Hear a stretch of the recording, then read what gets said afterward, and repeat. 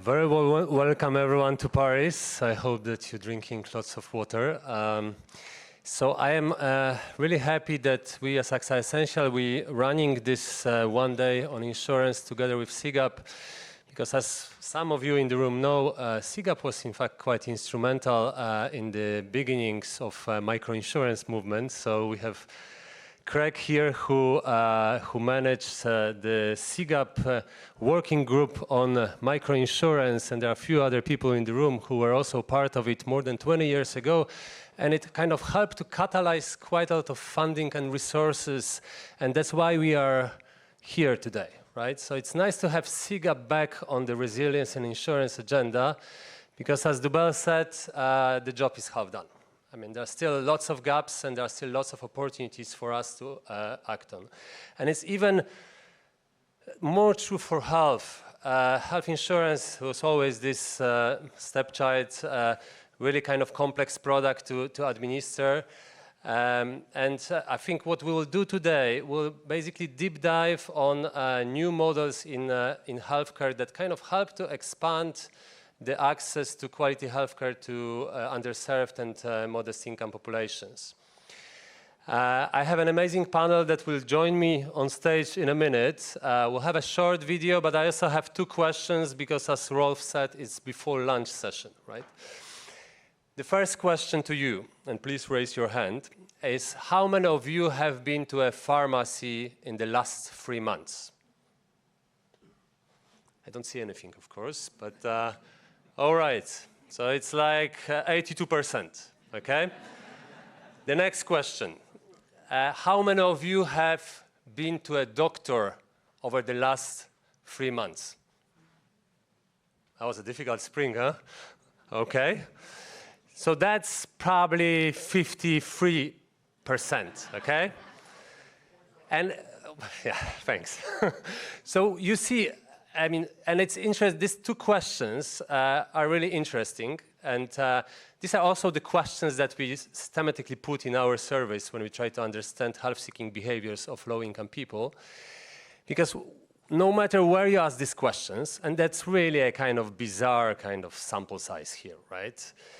No matter if you ask this in Europe, no matter if you ask this in China, no matter if you ask this in Africa, you will get the same pattern, right? Okay, so let's think about those two questions. Let's think about the customers, and to set the stage, we'll play a short movie.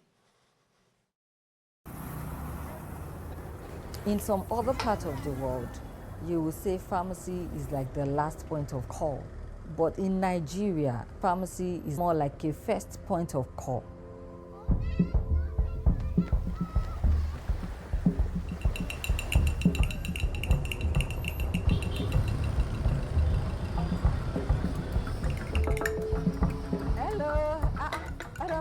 So there one day when Niti doesn't disturb me, I feel not pay the money. So go hospital, come back. That's why I go pharmacy.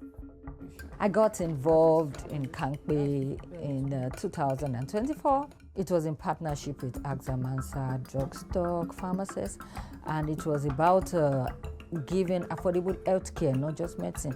Poucke Plus is the main program. The price is 3,000 naira monthly, which is equivalent to like $2 American. Yeah, I tell you the truth. I for not go hospital, go do tests of sugar, because I for not know whether I get sugar.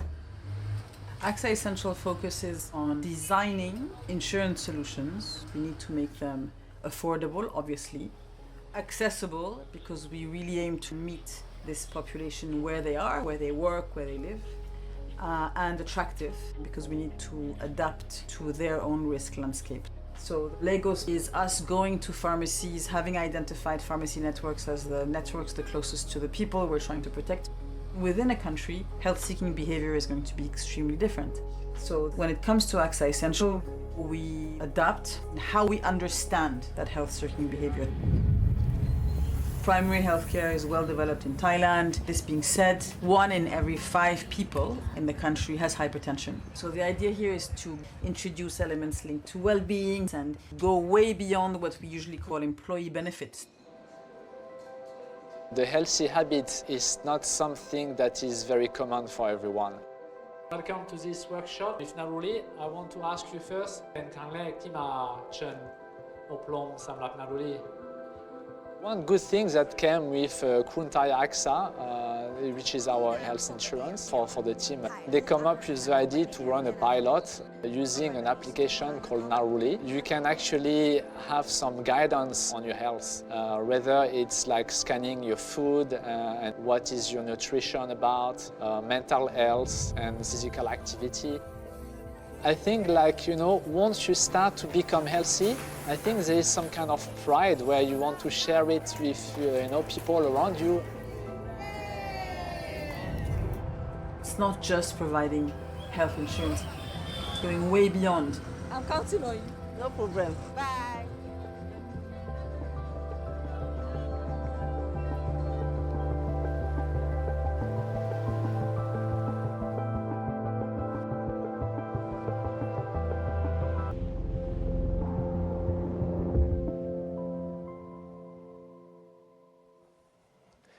Great. Thanks for listening and watching the movie. There's a longer version on the BBC website with the Half Together series by WHO. And we've been seeing it on the ground. So those new models are emerging, mostly due to kind of better tech, more kind of digital innovation. And they help us, as Garance was saying, to go beyond insurance, right? And it's really important when you think what's the most common product that low-income people have access to in emerging markets, at least, is hospitalization.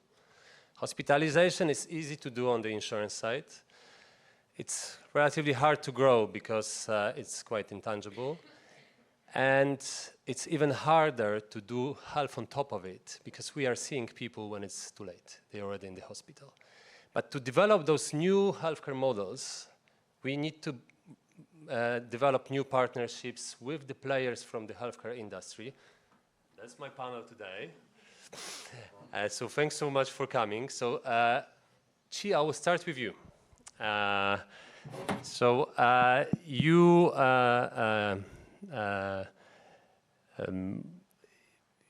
You are a medical doctor. You also work for World Bank, IFC, WHO, trying to improve healthcare systems in emerging markets. And now you are the founder and the CEO of Drugstoc. So the first question is, in fact, why? Why you kind of left all this comfort and you decided to come back to Nigeria and build Drugstoc? And you can tell us a bit more about what you do. Thank you, Mikhail. It's great to be here. I brought the weather with me. So always lovely. I think for me, my background has always been one of, it's the same story, trying to improve healthcare, trying to do something. And when we started Drugstoc, our biggest problem was fragmentation in the space that we were trying to solve. I think at the time, I'd spent a lot of time in rooms like this, and the conversations, they flowed easy, they were interested, but they were kind of repetitive. So I was like, I'm going to go do this myself, I wish I'd thought different, because when I got into the field, I got hit so many times that it was a different story. But essentially, Drugstoc is built on two pillars. One is a digital platform, and the other is a supply chain platform. And what we do for pharmacies is, create this network around them where they can, grow and provide care at the same time for their pharmacies and for their communities in a responsible way. For us, 10 years ago, the biggest problem was counterfeit medication, which was how do you ensure that the drugs that patients can get, are counterfeit-free. At the time, there was something like 50%. And since we started, we've grown to a network of over 4,000 pharmacies. And counterfeit rates have dropped, somewhere around there, between 15 and 30, depending on where you buy from.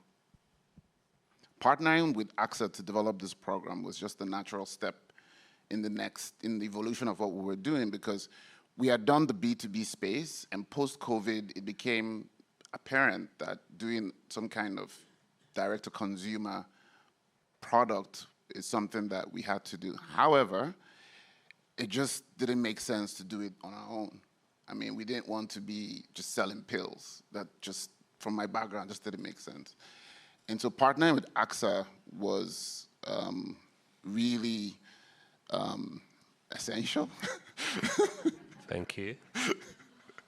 And it solved two key problems that we saw in the space. One, the data loss when patients deal with pharmacies. Over 70% of their data is just lost to the ether because, I mean, what patient wants to wait? How many of you, I mean, 80% of us here, do you want to wait in the pharmacy for them to say, let me take your details? Nah, because that's why you would not go to a hospital, right? And the second one was the referrals. You know, there was a real economic question for the pharmacies about, if I refer this person, am I losing? So AXA coming in as a, you know, as a different party, interested but with different incentives, created that glue to be able to create that referral system and also ensure quality and data management and all of that. And we've created this nice partnership, which I'm sure we'll all talk about, around how we do that with other digital health players and champions like yourself. Yeah, great. Thanks so much, Chi. And we are on this together. And just to set the context, I don't know how many of you know Nigerian market, but on the Nigerian market, you have probably a bit more than 4 million people with any type of insurance, health insurance. And that's a population of 230 million and growing, right? So most of the people don't have insurance, it's out of pocket. It's true that I think we built Kampa together, we just wanted to build on the health-seeking behavior, right? So I think as we kind of done research and baselining, we learned that the 65% of people, when they feel sick, they will go to the pharmacy. It's really the first point of call, right? But at the same time, I mean, it's a very difficult setup, right? So you're cracking the model in a very difficult setup. When you look at the model, what are the things that can break the model? I think the biggest thing is trust from the enrollees, from the stakeholders. The biggest thing that you know, up till now, people still don't believe the product. They think it's too good to be true. They're like, what? I'm going to get what? What are you talking about? Nah, it doesn't make sense. And so to get people to try the product is one of the most interesting things. I think the other thing is basically the product becomes sustainable when it scales. So we've had this interesting conversations in the team. We know how to scale very fast, but then we want to have a quality product. And so balancing that, you know, break even, when do we run for the break even versus building the system in a resolute, resilient way? Those are two things I would say come straight to mind. Okay, and can you just, because it was very short on the movie, can you just expand what Kampa is? So what's in the proposition just for the... So Kampa is basically a brick-and-click system. It's an integrated provider network. There are point-of-care tests, and there's essentially an insurance product built around that. And patients are able to patients get access to coverage for anything from 3 euro cents all the way to 1.7 euro cents. There is a Hospicash, where patients can get up to 50,000 naira, and that allows them to be able to have 2 days of admission care, and they're also able to have an outpatient services and things like that. So that's some of the pharmacies on the provision end have a tiered system, because we've been very big on the quality of the care and the service. So they get rewarded based on the, you know, certain performance indicators, but more importantly on the quality of care they deliver. They have a quality payout. So it's very interesting. One of the fascinating things was that we had this assumption, for instance, that when patients got to the pharmacy, that the pharmacies would forego doing the test and just sell products. But one of the biggest surprises out of there was the pharmacies then started insisting on doing the test before administering any of those primary care things. And I think there have been lots of interesting surprises, but that was my biggest one. Yeah, exactly. So we are also in the setup when you ask pharmacists, when you ask patients, walking customers, only 5% of them will be asked to run a test before the malaria drugs are dispensed, right? So I think we're really changing the behavior of the pharmacist, the behavior of the patient, and the jury is still out. But for us, from the insurance perspective, there's a pharmacy network, and it's not just one chain with 50 units, right? It's nationwide, so that's big, and there is the front end and the back end system that helps us to manage the patient data and make sure that we nudge people to do the right things at the right moment. Okay, so let me turn to you, Niti. You have been advising our team since the beginning. You are a medical doctor by trade. And besides being a great GP, you also wear many other hats. So you work also with Bupa before, and you launched one of the first digital health propositions with Telenor, and Grameen Bank took it to scale. You also work with KPMG, leading the universal health coverage, so UHC space, so you know also the government side very well. You're also president-elect, congratulations again, of the International Diabetes Federation. But I would like you today to wear the hat of the investor. So you also run Harbr, which is an incubator, an advisory firm, and you work a lot with various kind of healthcare companies. When you look at those new models, those innovations, what's the landscape? So what's really important in those models? What's investable and who funds them? That's a very interesting question, because I screen about maybe, and like Michal has said, I've been working with Michal for forever, really, and with the lovely Chi in Lagos. I was there last week with him. So it's been and there's lots of friends in amongst the audience today. So it's a very interesting question. We screen between 20 to 50 startups. When I say startups, companies that may be bootstrapped, some are pre-Series A, some are Series A, some are going on to Series B and C, and there's one that we're screening right now, D. So a whole bunch of stuff I see in healthcare. And I see 2 or 3 common things on what's investable and what's not. One is the founder. If the founder isn't the sort of person who's going to be resilient to get us to some place, that's one, I think. So we love you, Chi. You were great. So that's kind of one. The second bit, I guess, is resilience. And within resilience of the company, I include revenue, customer stickiness, big one for me, and also on the kind of who pays. So lots of people come to me with great ideas, particularly when I wear my diabetes hat. I come across lots of companies which are trying to solve a particular problem. I can solve your type 1 diabetes. I can solve your foot problem. But when they come to me with kind of that broken ecosystem lens, I don't see the revenue model play out well. So I don't see the payer model play out well. And a lot of assumptions are made based on market size, what's available, how many people in the market, blah, blah. But if somebody isn't paying for this healthcare or isn't paying for this product, whatever it is, then it doesn't work. So in the end, I think what AXA and insurance have done is become a payer for some of these interesting business models. The bundling of insurance with services. And I've always said this, I say this time and time again.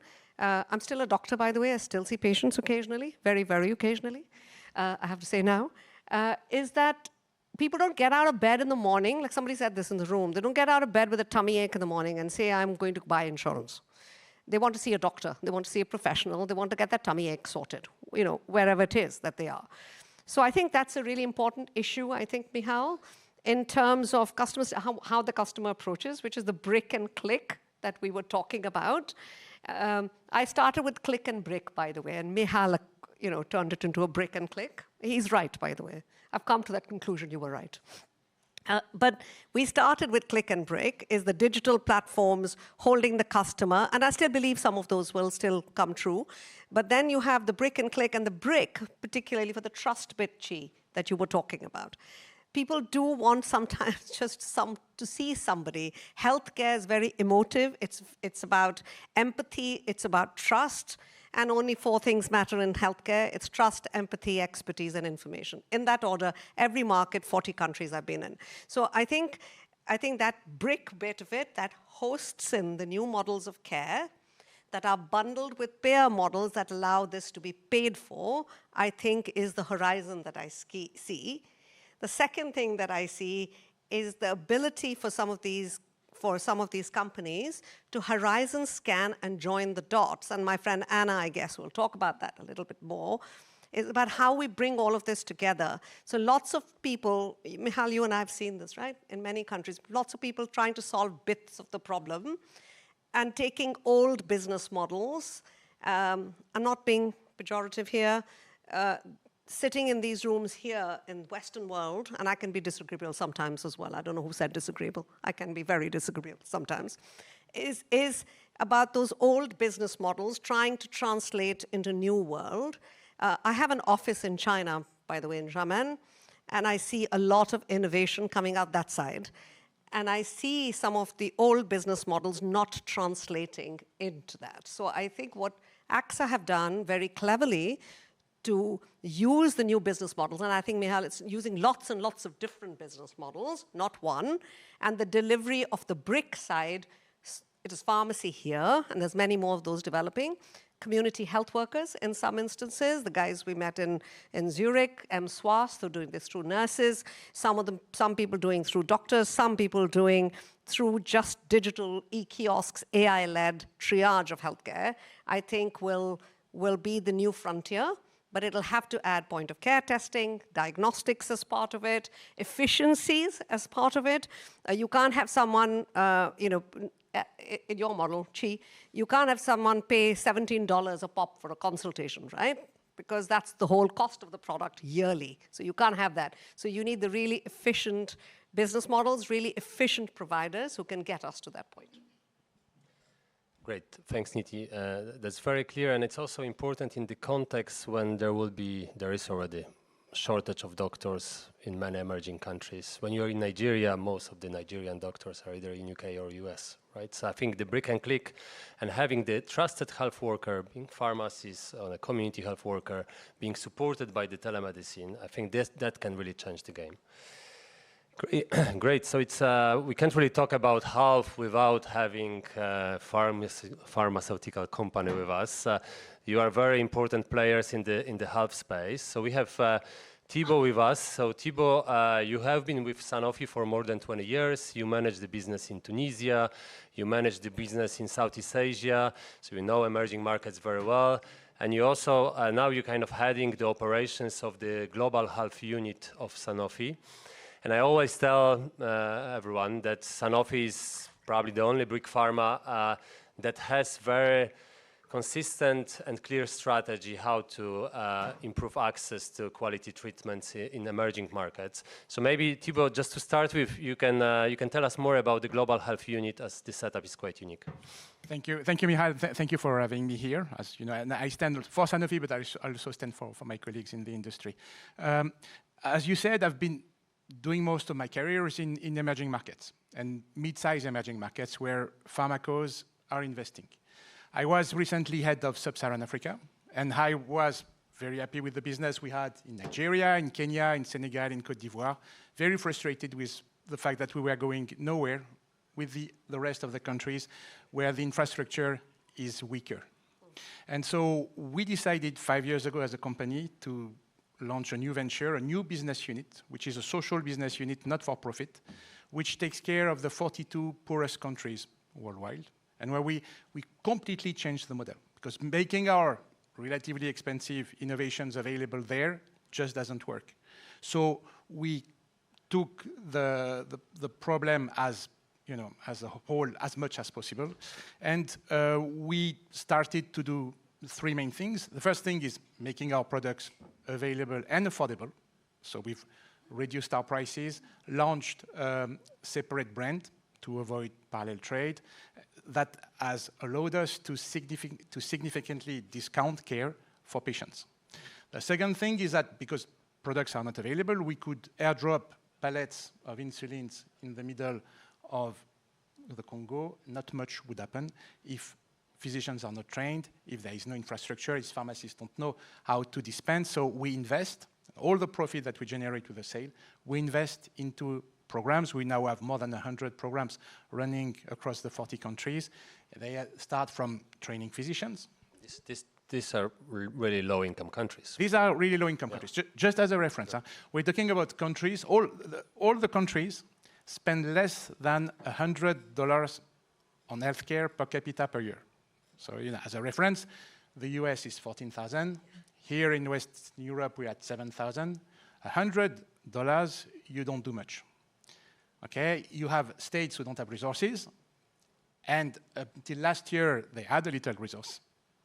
Out of these resources, around maybe 10% was going to non-communicable diseases, because the majority was going to infectious disease and maternal and child care.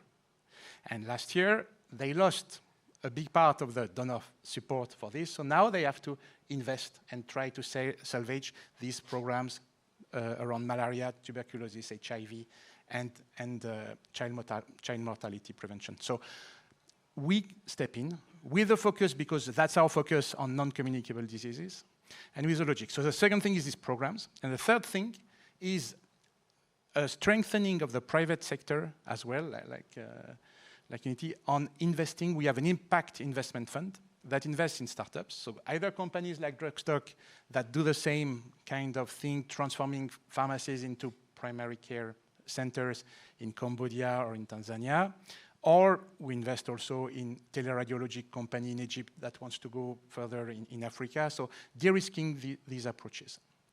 And so we come at this as a private company, convinced that the private sector has a clear role to play. So we partner very much with the public sector, because they are absolutely critical when it comes to healthcare.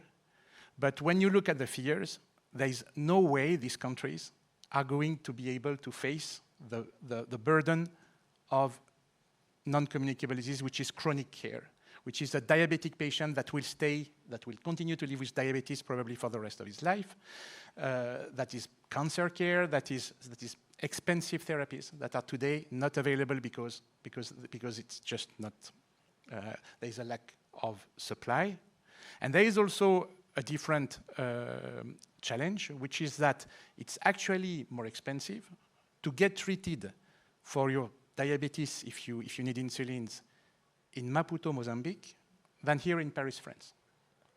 Products are more expensive, tests are more expensive, because there is a scarcity. So our contribution is to try to create a sustainable, thriving, robust markets that are attractive to players, local players, regional players, so that there is more supply. We need the demand at the same time to be better structured. So we need players such as the state and the insurance companies to step up. We are very happy about the efforts that we see community-based health insurance getting organized, sometimes becoming the national reference, like in Rwanda, for instance. So we need the demand to get better organized, but we also, on our side, mobilizing the supply part to make sure there is fewer inefficiencies.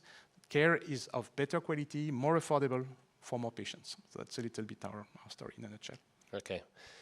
So Thibaud, you already answered my second question. What's in it for you? When you look at those new models, so that's demand generation and aggregation, it's also the quality game. Is there anything else that you see in those new models that emerge that include prevention, risk management, but also are underpinned by insurance? We absolutely see. I mean, we have been working with colleagues of Chi to test the same approach. This integration of care, this trying to pool risks, even if it's at a local level, and support preventive action, push people to go to the pharmacy, to go to the physician more regularly, adhere to the treatment. So all this integrated care approach in bundles at cutthroat rates, because going for volume rather than value, this is things that are very exciting for us, and we're constantly looking for partners who are ready to experiment in this. Okay, great. That's very clear. Thanks so much. Anna, thanks for being patient. Yeah. You should be proud to be Dutch today. I'm very proud to be Dutch. Very proud to have a queen like Queen Really Maxima. impressive. So Anna, you have more than 30 years of experience in value-based healthcare. You now the co-founder and the CEO of Global Health Transformers. But before that, you worked as the head of healthcare for KPMG, global practice across 70 countries. So I am sure that you've seen many things. I would like to ask you the first question about the universal health coverage. So those new models, what's in it for the governments? How they can leverage this for UHC? I think there's one very clear statement, and that became very clear today, and that's the single statement: health is wealth. So what's in it for government? I mean, if you look at the fact that if healthcare is not accessible, if people don't have coverage, if they can't go to, if they can't be treated when they have health problems, what you see is that clear story about, having to sell livestock, not being able to work, not being productive. So, and that's a sort of like, a vicious circle. Governments find it very hard to invest in universal health coverage because they don't have the tax money to pay for it. It means that people have no insurance, and it means that then they sort of like get into poverty because they can't get help. And I think Nigeria had one of the great examples in Nigeria where the very clear story is that due to climate change, malaria is on the rise. People are not insured to look for support and to get proper care. It means that in order to get care, they have to sell their livestock, they get into poverty, and they move to the cities, and there they can't afford to live. And that's when you create problems. So we need to reverse that circle.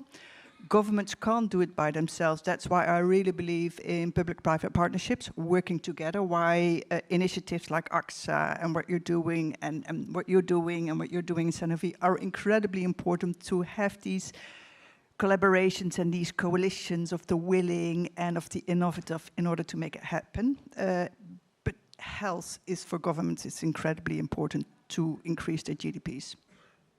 Thanks so much, Anna.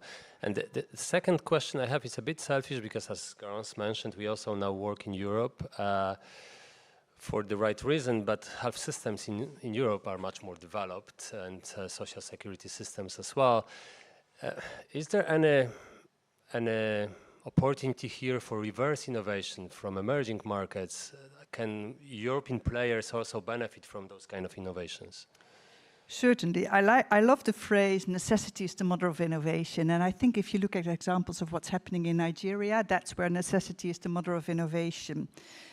If I look at Europe, 3 things that I would like to mention. We're very much rooted in the history. So hospitals are the kings of our healthcare system, the kings and queens of our healthcare systems. I don't want to refer to our own queen, by the way.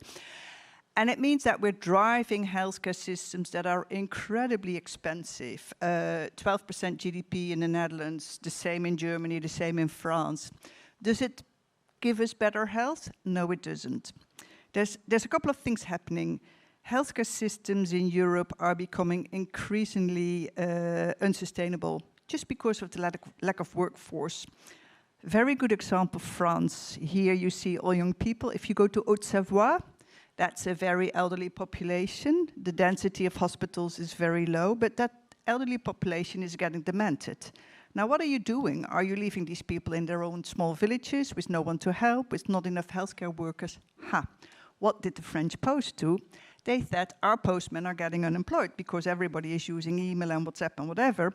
And so they made an offer to the French government to train their postmen and women to do assessments with the population in these remote villages to see how the elderly were doing, how healthy they were they getting demented? And they're sort of repeating that. And that, for me, is a way of thinking in a new way about healthcare. For me, access to healthcare is not so much about hospitals anymore. It's about data. It's about getting your data scanned, getting your tests done, and then having the right approach.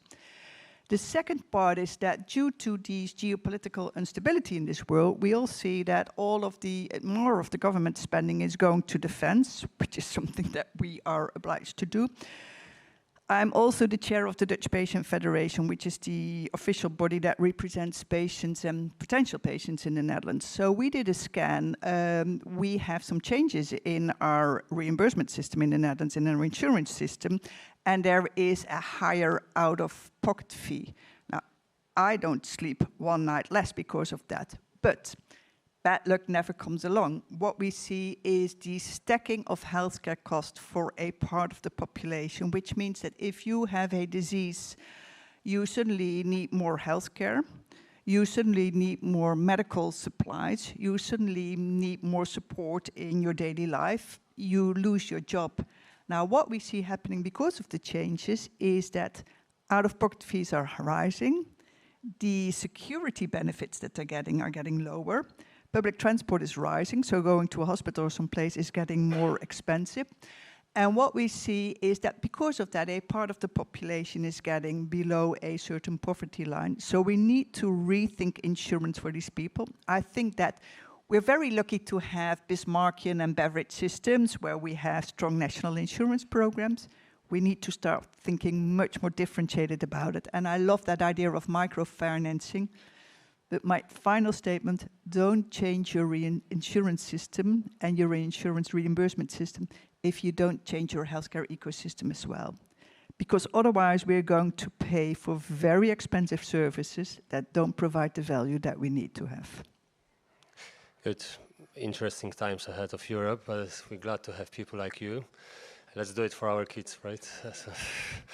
All right, we kind of out of time, but no one is giving me any signs. Any burning questions? I know it's before the lunch. Anyone with a question? Okay.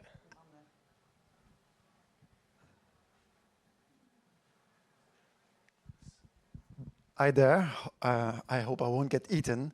I'm Bertolt de Beek, the founder of Microinsurance Master, the sector's first accelerator program. I'm going to ask the AI question. Obviously, there's a lot of that in the news. We know how that will improve healthcare. We know also how that can improve regular insurance. But I'm wondering here to this panel, how is it going to solve our quest on getting more people insured, getting inclusive insurance, and to get more financial health? I heard you talking about the last mile, how you get medicines to the last mile, how you can get pharmacies to the last mile, the brick and click, trust and empathy as the key drivers. So how does AI come into play here? Because it doesn't seem like a natural fit. So I really want to know more about the financial inclusion and for insurance in particular. So how can we make inclusive insurance more, not so much about the claims handling and the big data, that I think we know, but specifically about this topic, how can we bring inclusive insurance more effective and efficiently by using AI? Have you seen anything of that in your work? Thank you. I think there's a couple of things to say. First, I want to give a bit of a warning, and I'm going to maybe be very disagreeable. We're working on a thesis right now, which is the question AI in healthcare, but the same goes for insurance and financial institutions. Dr. Jekyll or Mr. Hyde. I think AI has the opportunity, the potential of being very beneficial or being very detrimental. We're working on an AI-based triage system in the Netherlands. We're doing that with the medical associations and with the GP associations because we want it to be trusted. I don't want Dutch patients to use something which is a commercial model, which is not trusted. I want it to be integrated. Now, if we do it in the right way, AI can be very beneficial. And I think AI can be very beneficial, first of all, in getting more knowledge about the people that you're serving. The beauty of AI is it's getting so much personalized information. And that personalized information can be helped on what is your financial situation. Are you really due to have support, to have subsidies? Are you due to have microfinancing? That's one part of the story. On the provider side, as I always said, there's always two sides of that mirror. AI is going to be incredibly beneficial for your example in your pharmacies to have much more individual data, to have much more personalized approaches, and even being more proactive because let's say we're talking COPD. If people are tested for COPD in the pharmacies, and then we know that there's a big heat wave coming with smog, then we know exactly who to reach out to in a preventative way. So I think that very personalized, more predictive capacity of AI is going to be beneficial in both selecting who is going to be eligible for subsidies, who's going to be eligible for insurance, but definitely also on the other side of providing health care and providing very personalized and very precise drugs. So for me, but we need to do it in the Dr. Jekyll way and not the Mr. Hyde one. Just a quick one from me, because I know you're all waiting for lunch. I think sitting in an insurance company today, somebody talked about uninsurable risks. I sit in the diabetes world where, most people with diabetes don't get insurance. They're immediately excluded. And some of my best friends are actuaries, so guys, excuse me while I say this actually, is that how do you ensure that uninsurable risk? We're going to have to use AI to predict some of that. When 1 in 4 people in some countries have diabetes already or are pre-diabetic, you cannot include a quarter of your population from insurance. So you've got to find a way of doing that. And I think AI will help us with the data we have to actually predict how it's insurable. It's not when and whether it can be insurable, but how. Great, thanks so much. Rolf is standing, so that's... they're really very good experts, right? And I see many of you were taking notes on your phones, of course, and taking questions. I mean, make sure that you talk to them because it's really a wealth of knowledge here on this panel. I would just wrap up in just trying to build on those conversations. So the good news is that there's a lot of private sector innovation going. I mean, the idea is also to work with the governments ultimately. Right? So it's not like Julie was saying that we're doing it on our way and we just contribute to fragmentation. But what's interesting now about those new business models that we can do it alone, Thibaud can do it alone, Chi can do it alone. We need to understand our incentives and we all need to kind of co-build but also co-invest and all have skin in the game. And this creates enough revenue for the model to work, right? So that's new in our thinking. Talking about partnerships is very easy when you're at the cocktail reception. It's really very hard to make it work on the ground, right? We all know it, yeah?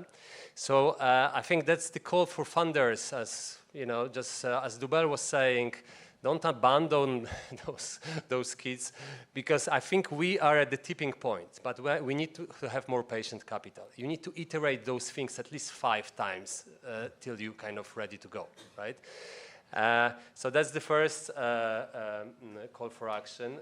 The second one, I think, is more for implementers, and it's coming from all the work that we've been doing with various partners, is that it doesn't make sense to run a diabetes campaign and just raise awareness and leave people there. We've been there, all of us, I think.